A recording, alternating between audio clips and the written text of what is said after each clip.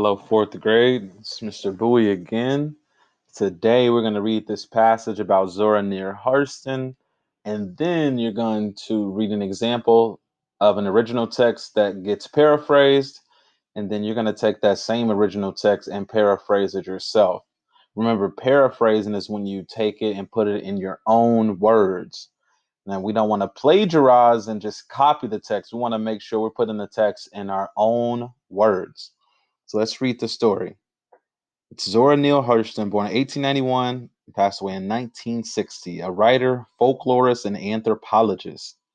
Zora's unique upbringing led her down a path of storytelling and creativity. She was born and raised in Eatonville, a historic town in northern Florida. Eatonville was special because in 1886 it became the first self governed all black city in America. It was an idyllic, nurturing environment that fostered an extreme sense of pride in its culture and traditions. As a young woman, Zora worked a number of jobs and saved up enough money to enroll at Howard University in 1918. There, she published her first story.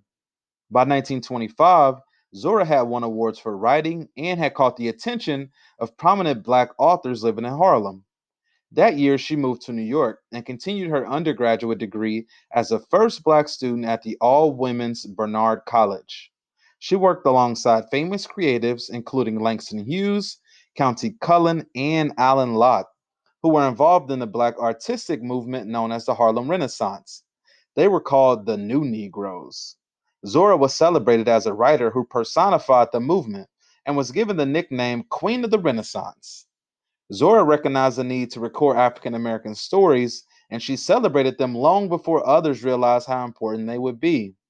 Her famous works include her masterpiece, Their Eyes Were Watching God, a novel inspired by her Edenville past. In Mules and Men, her published collection of stories from North Florida, she tracked and recorded the tales that built up the rich culture of the African American South. Tell My Horse was the result of years of research and study of folklore and religion in Jamaica and Haiti. Upon her passing, the famous writer Alice Walker called her a genius of the South. Zora Neale Hurston. So that's our passage. And then on this next slide, we have a paraphrasing example. So the original text says, as a young woman, Zora worked a number of jobs and saved up enough money to enroll at Howard University in 1918. And then the paraphrased version of that text says, when Zora was young, she had a lot of jobs. She saved enough money from those jobs to go to college at Howard University in 1918. So we took this original text that's in quotation marks and paraphrased it into our own words. And then now there's a practice for you to try. So it says paraphrase the original text. So it's that same text. As a young woman, Zora worked a number of jobs and saved up enough money to enroll at Howard University in 1918. And then you need to paraphrase this text in your own words. And you have the space to do that here.